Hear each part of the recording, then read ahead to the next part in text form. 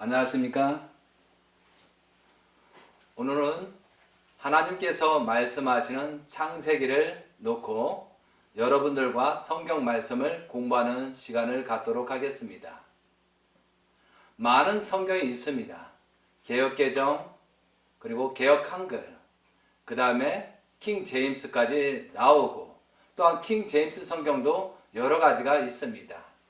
그리고 각 종단, 종교마다 그 성경을 또 해석이 다르고 있습니다.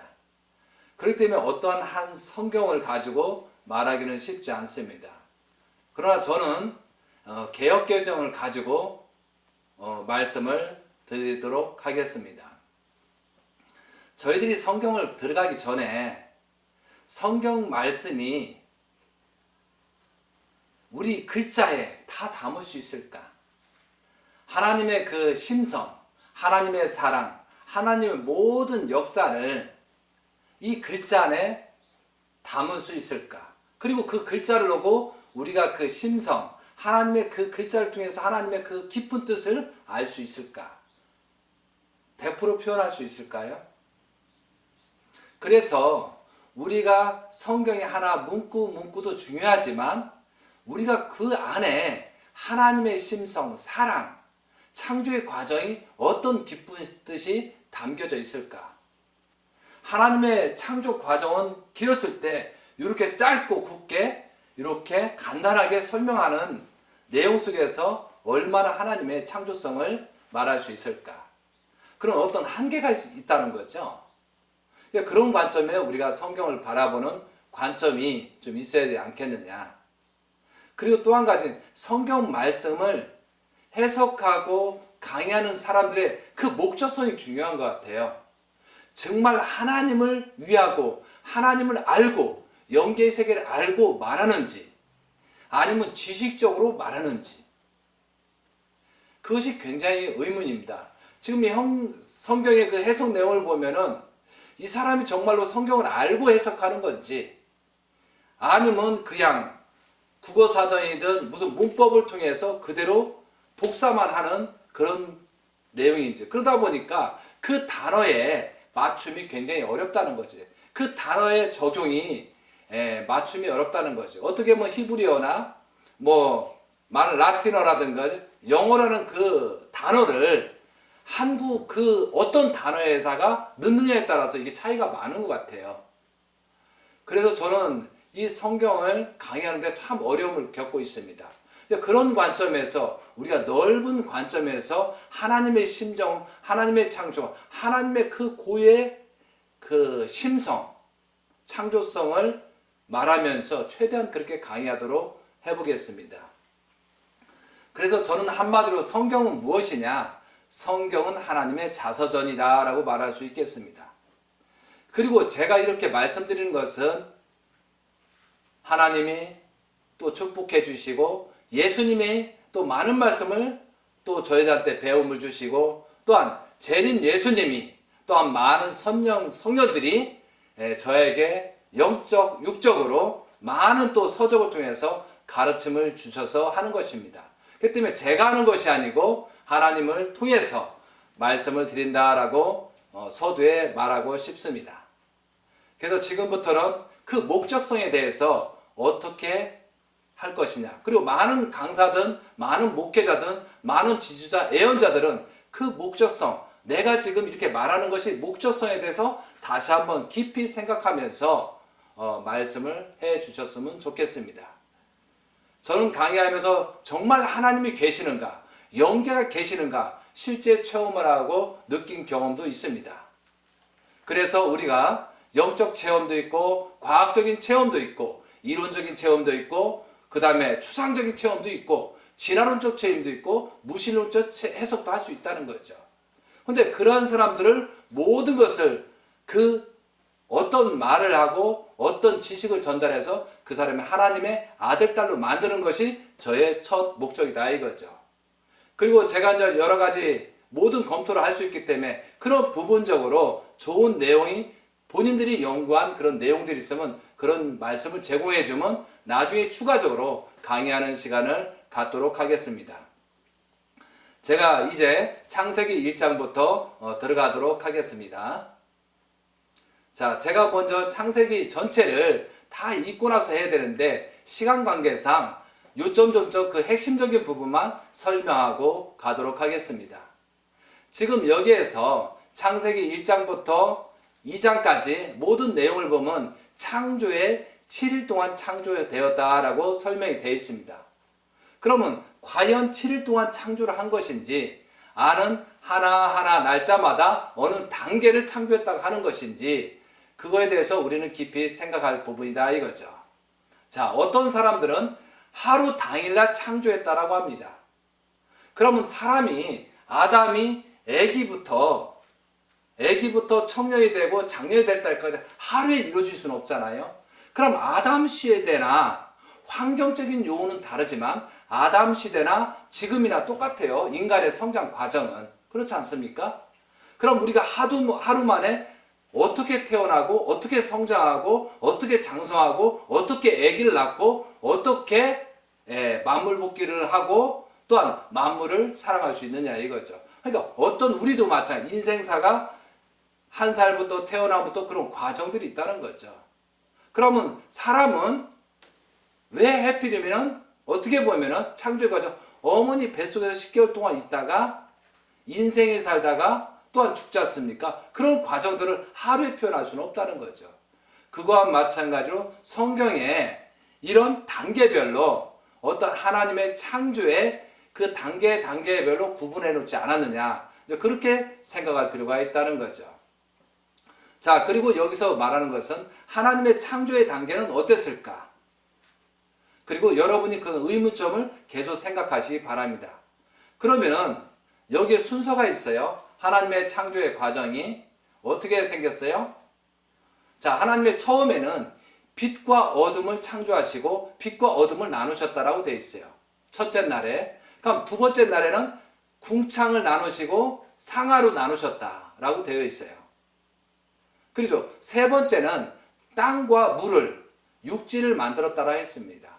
그리고 각종 채소와 씨 맺는 나무를 창조하셨다라고 되어 있어요. 간단간단 설명하면.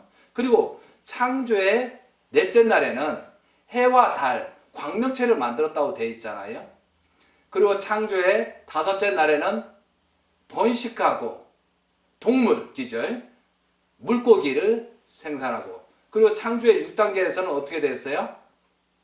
마지막에 동물, 또 가축들 창조하다가 맨 마지막에 인간, 하나님의 형상도 닮은 창조의 과정이 있었습니다.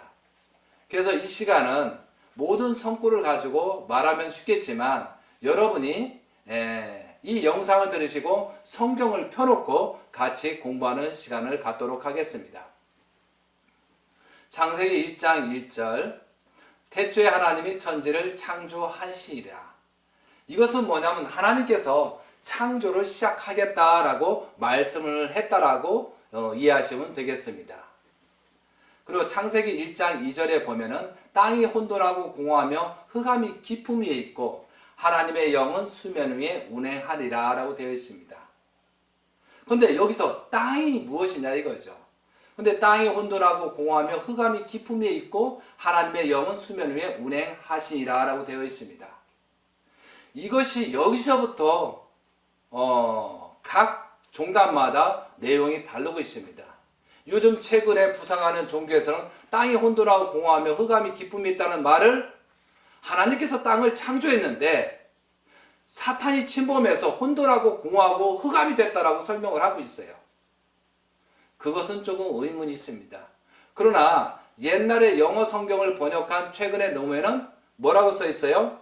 땅이 형체가 없고 공허하고 어둠이 깊음이 있게 표현한다고 되어 있습니다.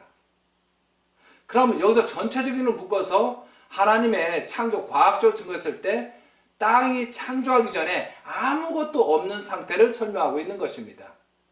아무것도 없는 상태. 왜? 창조의 시작 전이기 때문에 그 전의 현상을 나타내고 있습니다.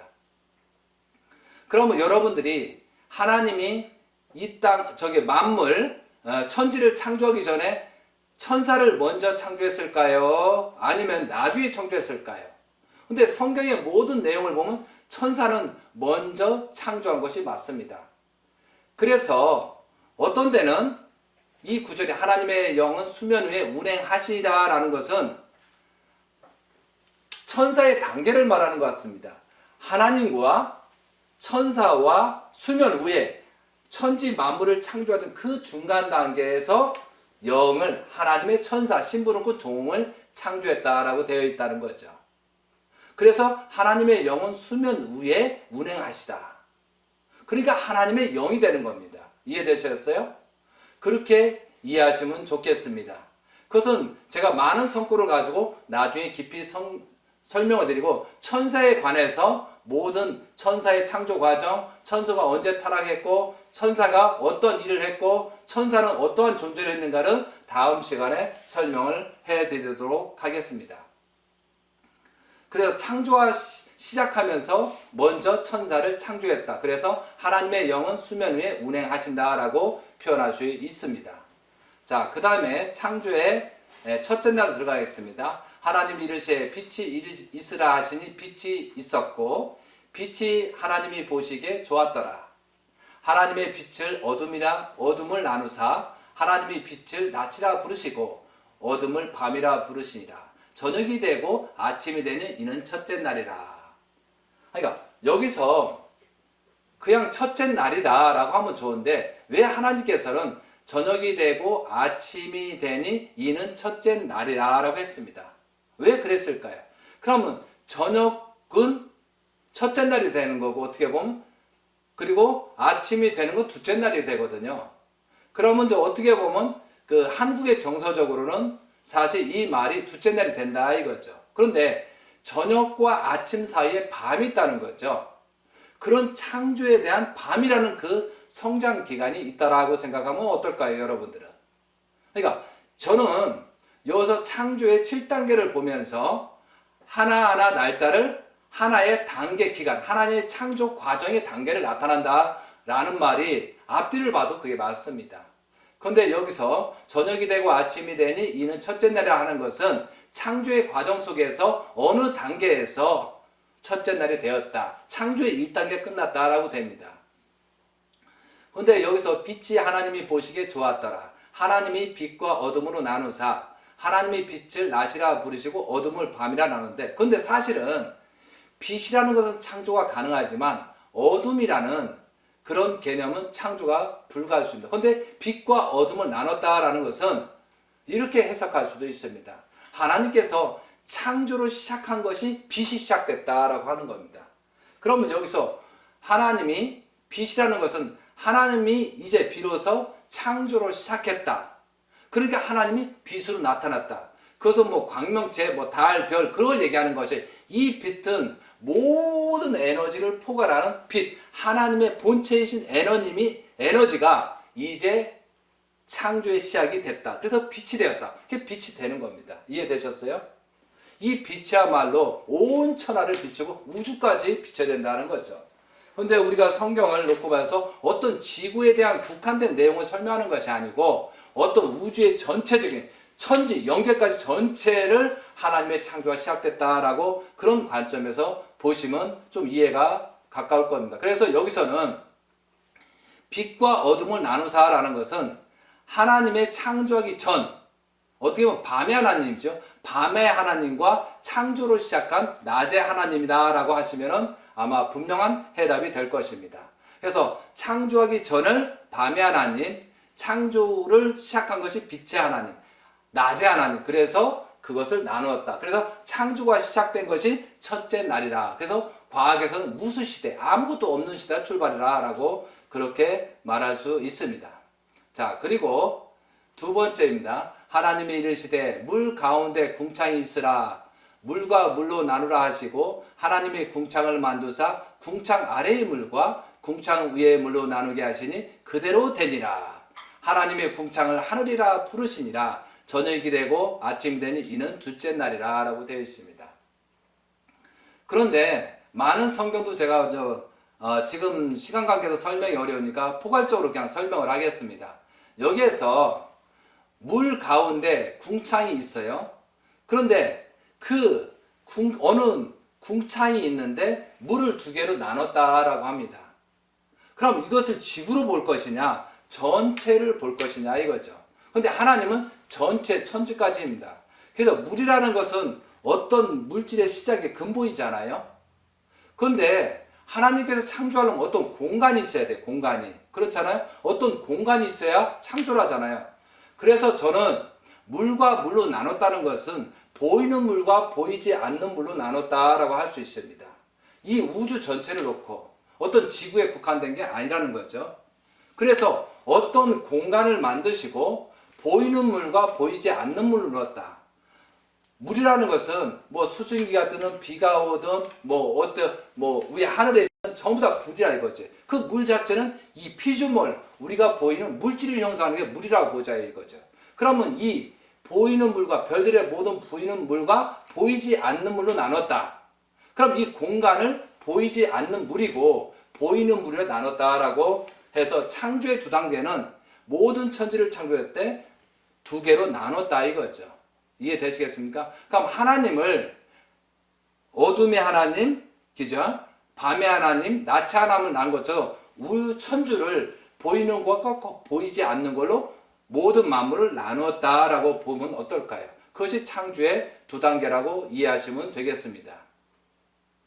이것은 어떤 과학적인 근거를 가지고 말씀을 드리는 겁니다. 자, 그리고 창조의 셋째 날입니다. 하나님이 이르시되 천하의 물이 한 곳으로 모으고 묻이 드러나라 하시니 그대로 되니라. 하나님이 묻을 땅이라 부르시고 모인 물을 바다라 부르시니 하나님이 보시기에 좋았더라. 하나님이 이르시되 땅은 풀과 씨 맺는 채소와 각기 종류대로 씨 가진 열매 맺는 나무를 내라 하시니 그대로 되어 땅이 풀과 각기 종류대로 씨 맺는 채소와 각기 종류대로 씨 가진 열매 맺는 나무를 내니 하나님이 보시기에 좋았더라. 저녁이 되고 아침이 되니 이는 셋째 날이다 라고 되어 있습니다. 여기서 1장 9절에 보면은 묻이 뭘까? 묻. 하나님이 이르시되 천하의 물이 한 곳으로 나누 모으시고 물이 드러나이라. 이 얘기는 뭐냐면 이때 지구가 창조됐다는 것입니다. 물과 물을 나눈 상태에서 모든 우주 공간에서 물과 물을 나누어서 그의 물의 시작점에서 지구를 먼저 창조했다 이거죠. 그럼 지구를 물속에서 한쪽으로 모으니 묻이 드러나. 그래서 지구의 표면이 드러나고 바다가 드러났다라고 합니다. 그래서 창조의 셋째 날에 3단계에서 지구를 창조했다 이거죠. 근데 지구를 창조하고 나서 뭐예요? 땅은 풀과 씨 맺는 채소, 각기 종류대로 씨 가진 열매, 식물을 창조하셨다라고 되어 있습니다. 그리고 이 식물들을 창조하고 각종 종류대로 여러 가지 수만 가지 수십만 종류대로 창조가 시작하니까 저녁이 되고 아침이 되니 셋째 날이라 라고 합니다. 창조의 3단계에서는 지구를 형성을 하고 그리고 풀과 씨 맺는 나무를 만들었다 라고 전개할 수가 있습니다. 이것이 하나님의 그런 상징과 비유를 그렇게 간단하게 표현하신 것 같습니다. 자, 그리고 많은 문제점이 여기에 드러납니다. 14절입니다. 하나님이 이르시되 하늘의 궁창에 광명체들이 있어 낮과 밤을 나누게 하시고 그것들로 징조와 계절과 날과 해를 이루게 하시니라 라고 되어 있습니다.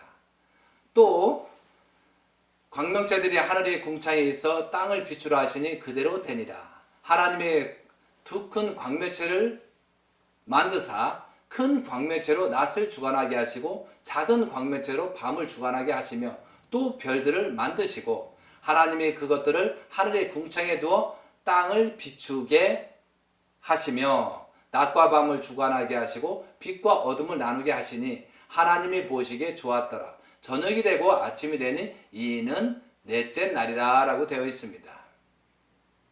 그런데 여기서 14절에 보면 하나님이 이르시되 하늘의 궁창에 광명체들이 있어 낮과 밤을 나누게 하시고 그것으로 징조와 계절과 날과 해와 기절, 날짜를 하시고 그 징조를 나타냈다는 거죠.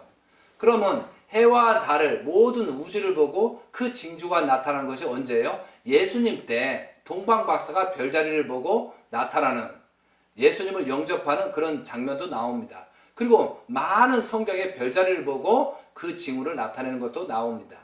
근데 여기서 광명체라는 게 뭐예요? 그러니까 여기서 광명체라는 것은 모든 우주를 얘기하는 거잖아요. 우주의 수많은 별들, 그죠? 우주의 행성들을 말하는 거잖아요.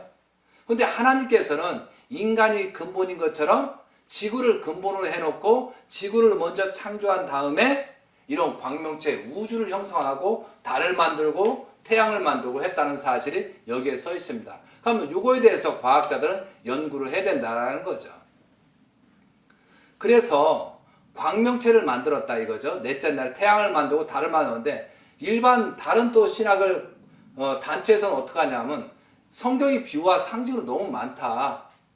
어떻게 셋째 날에 식물을 만들고 어떻게 넷째 날에 광명체 태양과 달을 만들었냐? 그럼 식물이 자랄 수 없기 때문에 이 말은 상징과 비유라고 말하고 있습니다. 그건 정말로 잘못된 생각이라 이거죠. 잘못된 해석이고 분명히 하나님께서는 지구를 3일째 창조하시고 그리고 4일째 광명체를 창조했습니다. 그럼 우리가 1일, 2일, 3일을 정하는 것은 이때부터 정해야 된다는 거죠. 그러니까 하나님이 첫째 날, 둘째 날, 셋째 날 이것은 하나님의 관점의 어떤 단계를 나타내는 것이지 하나의 일을 나타내지 않는 것은 여기서 표현할 수 있다는 거죠. 이때부터 우리가 현재 우리가 살고 있는 계절과 날과 해와 일자를 나타냈다는 것을 생각할 때 우리는 여러분들은 다시 한번 그런 관점으로 바라봐야 된다 이거죠. 그러면은 지동설이 있습니다. 그리고 천동설이 있습니다. 그런데 지동설은 누가 주요? 아인슈타인이 그때 과학자에 적용했는데 아인슈타인은 무신론자예요.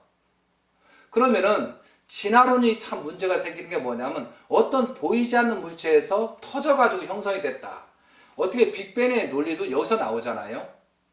그러면 얻은 근본도 없는 데서 물질에서 나와서 자꾸 하나씩 하나씩 단계별로 성장하면서 사람이 됐다. 원숭이가 사람 됐다라고 하거든요. 우리가 요즘도 교과서에 배우고 있잖아요. 심각한 문제라는 거죠. 그런 관점에서 성경을 해석하려다 보니까 많은 오류가 범해진다는 거죠.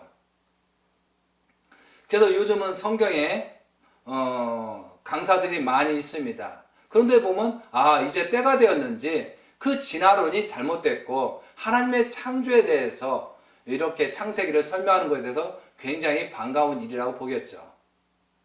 그런데 우리가 분명한 것은 지동설을 검토해 볼 필요가 있다는 거죠. 모든 축은 지구를 중심 삼고 다른 행성이 광명체가 형성이 됐다고 말하기 때문에 오히려 보면 천동설이 맞을 수 있다는 거죠. 요즘 과학자들이 북극에다 빛을 쏘니까 날짜가 지나고 항상 그 거리의 빛의 그 속도의 시간이 똑같다라는 거죠.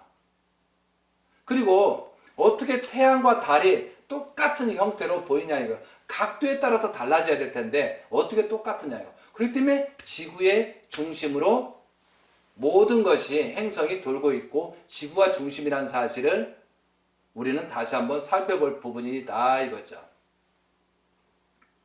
그래서 하늘에서 계시를 받으신 분들은 지동설보다도 천동설이 맞다라고 주장을 합니다. 그런데 성경에서는 분명히 지구를 먼저 창조하시고 광명체, 별들, 우주를 창조했다라고 하기 때문에 그런 관점에서 그 목적성을 정확히 해서 과학자들이 연구해 주시면 보다 나은 가치를 드러낼 수 있지 않겠습니까? 한번 연구해 보시기 바랍니다. 그래서 여기에서는 큰 광명체는 태양을 얘기하는 거고 작은 광명체는 달을 얘기한다. 그래서 밤과 낮을 주관했다라고 되어 있습니다. 이것이 넷째 날이 되겠습니다.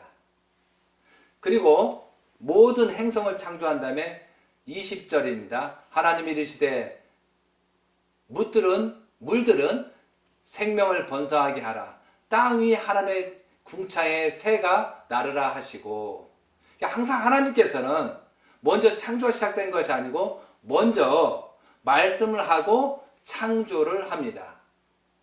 그 아모스 3장 7절처럼 모든 것이 하나님은 말씀을 먼저 하시고 그리고 창조가 벌어졌다 이거죠. 근데 창세기 21장에 보면 하나님이 큰 짐승들과 물들에 번성하여 움직이는 모든 생물을 그 종류대로 날개에 있는 모든 새의 그 종류대로 창조하시니 하나님이 보시기에 좋았다라 됐습니다. 근데 하나님의 창조가 물로 시작해서 그런지 몰라도 하나님이 물속에서 큰 바다에서 물고기들을 생성하고 두 번째로 어떻게 보면은 기체죠. 기체. 모든 생물 기체, 새들을 만들었다라고 했습니다. 육지의 동물을 만든 게 아니고 바다의 짐승 또 하늘의 동물을 먼저 창조하셨다. 이것이 창조의 5단계 같습니다. 이것은 창조의 질서 때문에 그렇게 하신 것 같습니다. 그래서 22절입니다. 하나님이 그들에게 복을 주시며 이르시되 생육하고 번성하여 여러 바닷물에 충만하라. 새들도 땅에 번성하라 하심에 저녁이 되고 아침이 되니 이는 다섯째 날이라 했다라고 되어 있습니다. 그런데 여기서는 모든 바다의 짐승, 새의 짐승, 생육하고 번성까지만 이렇게 정했습니다. 생육하고 번성해라 라고 되어 있다는 거죠. 그리고 여러분이 고대하시던 인간의 창조 과정을 보겠습니다. 24절입니다. 하나님이 이르시되 땅의 생물을 종류대로 내 뒤 가축과 기는 것과 다시 한번 읽겠습니다. 하나님이 이르시되 땅의 생물을 그 종류대로 내되 가축과 기는 것과 땅의 짐승을 종류대로 내라 하시니 그대로 되니라.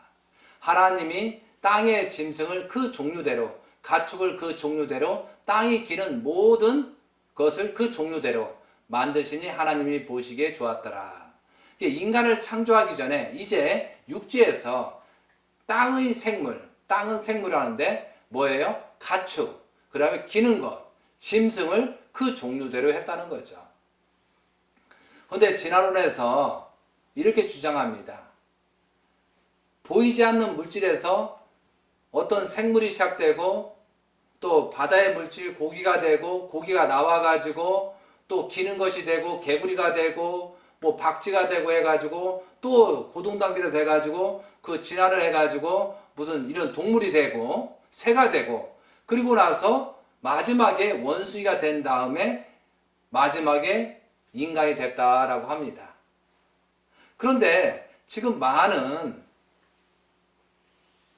그 탐험을 하고 이 진화론을 주장하는 사람들이 화석을 발굴하거든요. 근데 화석을 발굴하는데 그 원숭이하고 사람의 그 사이, 그 지나는 과정에 화석들이 발견되지 않고 있다는 거죠. 그러면 그 단계만 원숭이가 또 그 밑에 초등동물에서 그 과정들의 단계에 화석들이 발견되지 않는다라고 지금 요즘 강사들이 많이 얘기하고 있습니다. 그러니까 어떻게 보면 진화는 각 국부적인 단계로 끝나는 것이지 그것이 연속성이, 그래서 원숭이가 사람이 됐다라는 논리는 맞지 않는다는 거죠. 그러면 정말로 여러분이 말하는 진화로 말하는 원숭이가 진화돼 가지고 사람이 됐다면 지금 원숭이가 없어야 된다는 거죠. 그렇지 않습니까? 그러면 지금 원숭이는 또 뭐고 진화된 또 사람은 뭐냐 이거죠. 앞뒤가 맞아야 되죠. 그리고 여기에는 종류대로라고 되어 있습니다. 채소, 나무, 짐승, 그죠? 모든 가축 종류대로인데 그럼 그 종류대로의 그런 과정들이 있어야 된다는 거죠. 그러면 진화론이 맞다 하면 어떻게 보면 최소에부터 어떤 개구리서부터 사람이 될 수 있대. 왜 원숭이한테만 사람이 되느냐 이거죠. 이것도 모순점이잖아요. 그럼 진화가 됐다면 어떤 건 진화가 안 되고 어떤 건 되냐. 이건 큰 문제가 있다는 거죠. 그러니까 그 단계마다 하나님이 에너지 본체로서 에너지로서 그 속성을 그 동물과 모든 것이 다르게 만들었다는 거죠. 근데 창세기에서 보면은 모든 짐승을 다 만들고 최고의 고등동물을 만든 다음 이후에 인간을 창조했다라고 한 거죠. 왜? 인간을 하나님의 아들로 만들었기 때문에. 근데 여기서 중요한 것은 뭐냐면요. 여러분들이 아셔야 될 것이 굉장히 중요한 사건입니다. 왜 진화론을 주장할까? 이 진화론에서는 다음 시간에 적나라하게 표현하겠습니다. 그리고 여선전 26절에 들어가 있습니다. 하나님이 이르시되 우리의 형상에 따라 우리의 모양대로 우리가 사람을 만들고 그들로 바다의 고기와 하늘의 새와 가축과 온 땅과 땅에 기는 모든 것을 다스리라 하자 하시고, 그리고 창세기 1장 20절에 하나님의 자기 형상고 하나님의 형상대로 사람을 창조하시되 남자와 여자를 창조하시고, 그리고 세육하고 번성하라라고 28장에 나오고 있습니다. 그리고 정복하라고 나오고 있습니다.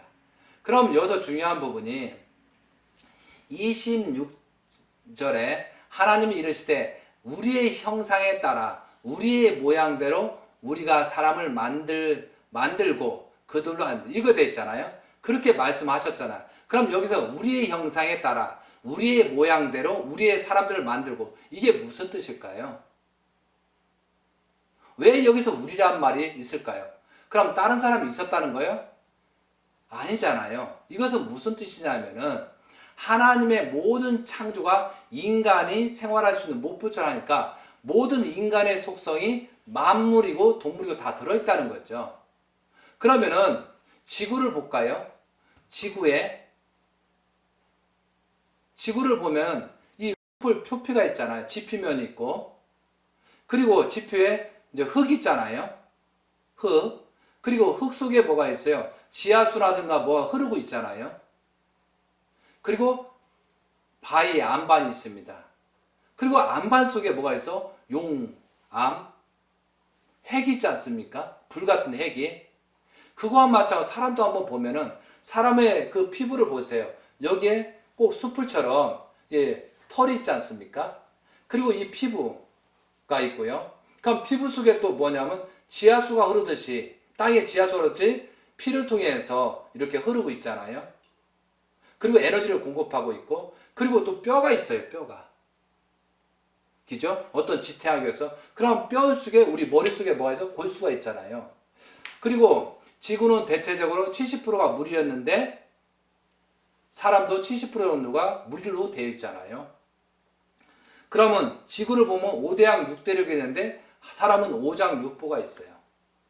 너무나 밀접한 간격이 있잖아요. 그러면 모든 것은 성성은 물로서 흙으로 창조한 거죠. 사람도 흙에서 나왔다라고 성경의 뒤편에 있지 않습니까? 그럼 여기에서 우리의 형상에 따라 우리의 모양대라는 것은 또 여기서 천사하고 또 관련이 있습니다. 이해돼요? 지금 뭐냐면 하나님께서 말씀을 하시고 천사들이 이 만물을 종처럼 일을 해서 이런 창조 과정이다 이거죠. 그럼 여기 우리는 전체 그동안에 만든 것은 사람의 속성과 비슷하기 때문에 거기에 우리라는 내용이 있고, 우리의 형상에 따라는 것은 여기에 천사가 먼저 태어났음을 증거하는 말도 되고 있다는 거죠. 그러니까 우리라는 말은 어떠한 다른 기저에 사람이 있다는 것이 아니고, 사람이 없는 가운데 사람을 만드는 그 과정들이 똑같은 전철을 밟았다. 그래서 우리의 형상, 우리의 모양대로라고 말을 할 수 있다는 거죠. 이해되시겠습니까, 여러분? 뚝 떨어진 게 아니라는 거죠. 속성은 닮았다 이거죠. 자, 그래서 마지막에 6일째 마지막 단계에서 우리가 같이 한번 읽어볼까요? 창세기 1장 27절 하나님의 자기 형상고 하나님의 형상대로 사람을 창조하시되 남자와 여자를 창조하시고라고 되어 있다는 거죠. 여기서 하나님의 형상대로, 그러면은 하나님의 형상대로 사람을 창조했다 이거죠. 그럼 사람을 보면은 하나님을 알 수 있다라고 되어 있거든요. 그런데 모든 여기에서는 여러분이 종류대 창조하고 세육하고 번성하라고만 되어 있는데 인간만이 다른 명령이 있습니다. 28절에 볼까요? 하나님이 그들에게 복을 주시며 하나님이 그들에게 이르시되 세육하고 번성하여 땅에 충만하라. 땅을 정복하라는 말이 있다는 거죠. 바다와 물고기와 하늘의 새와 땅에 움직이는 모든 생물을 다스리라 하셨어요. 자, 여기에서 인간에게만 모든 만물을 다스릴 권한을 줬고 정복하고 관리를 하라고 했습니다. 그러면 하나님께서는 왜 인간에게만 정복하라고 지시를 하셨을까요? 그러려면 그 정복하려면은 천사들이든 이런 만물들이나 동물들이 가만히 있겠습니까? 없겠습니까? 그러면은 그 정복을 하고 관리할 수 있는 주인의 역할을 할 수 있게끔 책임을 져야 되겠죠. 그래야 만물들이 인간을 따를 거 아니겠습니까? 그래서 하나님한테 계명을 주었다는 거죠. 하나님께서 인간에게 생육하고 번성하라 해놓고 너희들이 선악과를 따먹으면 정령 죽으리라 그 계명을 줬다는 거죠. 그 책임을 완전히 수행했을 때는 하나님을 믿고 따랐을 때는 뭐라고요? 그 권한권을 주겠다. 만물을 주관할 수 주겠다라고 한 겁니다. 그러면은 이 내용에서 왜 하나님께서는 그죠? 하나님께서는 창조 과정 남자와 여자를 창조했을까요? 왜 남자만 창조하거나 여자만 창조해야 되는데 왜 둘을 나눴어요? 이것은 번성 때문에 그렇습니다. 그래서 하나님의 형체는 원래 성경적으로 하나님은 예수님은 하나님의 본체라 하잖아요. 그러니까 하나님의 몸을 가지고 또한 어떻게 보면 신부로서 여자를 창조하신 거다 이거죠. 그럼 남자와 여자 사랑을 통해서 번성하는 것처럼 번성을 위해서 또한 사랑의 수수관계를 만들기 위해서 남자와 여자를 창조하신 것입니다. 그런데 모든 삼라만상이나 모든 만물도 수컷과 암컷으로 창조했다 이거예요. 왜? 생육하고 번성을 해야 되기 때문에. 그런데 사람은 언젠가 죽기 때문에 번성한다라고 되어 있는 겁니다. 사람이 아담과 하와가 영원히 살게 만들었다고 하면은 번성이란 말을 필요 없겠죠. 수많은 사람이 태어나서 죽지 않는다고 하면 이 지구가 어떻게 되겠어요? 그러나 여기서 뒤에도 있지만 하나님은 태어나면은 흙으로 나왔으니까 물질을 흙에서 통해서 이 생명적 육신을 얻었기 때문에 나중에 늙고 나이가 먹으면 죽고 영계의 세계를 간다 이거죠. 하나님의 영계의 세계가 있듯이 보이지 않는 세계가 있는 것처럼 나중에 인간들도 그렇게 창조했다는 거죠. 그래서 영생론을 주장하는 사람은 성경을 다시 봐야 됩니다. 그리고 사람은 오래 살고 있는 추구욕이 있잖아요. 그 추구욕을 이용해서 영생론을 주장하는 곳도 있다는 거죠. 그래서 오늘 이 시간은 여기까지 정리하겠습니다. 그래서 다시 한번 간단하게 설명이 드리면은 여러분이 한번 연구를 하시기 바랍니다. 처음에는 빛과 어둠을 창조하시고 빛과 어둠을 나눴다라고 되어 있고, 두 번째는 뭐예요? 궁창에서 물과 물로 나눴다. 상하를 만들었다 이거죠. 그럼 여기에서 빛은 플러스고 어둠은 마이너스처럼 물을 두 개로 나눴다는 것은 보이지 않는 물은 플러스, 보이는 물은 마이너스로 나눴다라고 봅니다. 그럼 땅도 3단계에서 뭐예요? 땅과 물로 나눴다는 것은 땅은 플러스고 물은 마이너스다 이거죠. 항상 전자적인 그런 개념으로 보셔도 좋겠습니다. 그리고 세 번째하고 네 번째 정확하게 광명체를 만들었다고 되어 있고, 다섯째, 여섯 번째 인간을 창조했다는 것을 아시고 여러분도 많은 생각을 하셨으면 좋겠습니다. 하나님의 창조는 무에서 유를 창조하고 또 만물을 창조한 것입니다.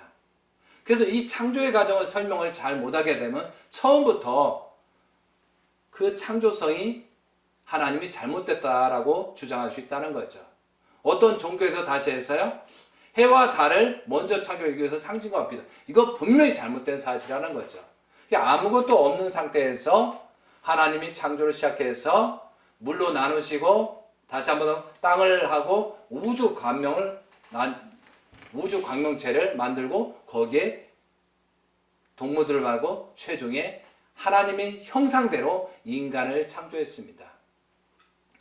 그래서 우리가 성경을 보면서 우리가 로마서 1장 20절을 보시게 되면 창세로부터 그의 보이지 아니하는 것들 곧 그의 영원하신 능력과 신성이 그가 만드신 만물이 분명히 보여 알게 되나니 그러므로 그들이 핑계치 못할지리라. 이 얘기가 있어요. 그럼 우리가 어떠한 예술 작품을 봤을 때 그 작품을 보고 작가를 알 수 있죠. 작가의 성품을.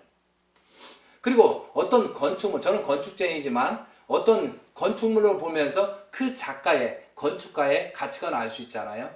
그럼 우리 피조 만물을 보면서 하나님을 더 깊이 알아야 된다 이거죠.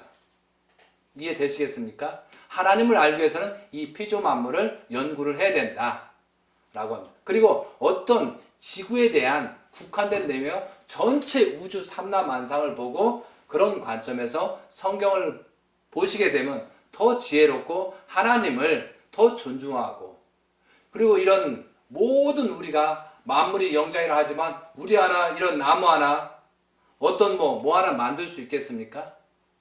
꽃이 얼마나 수십만 가지 수많은데 그 꽃의 향기에 뭐고 만들 수 있겠습니까?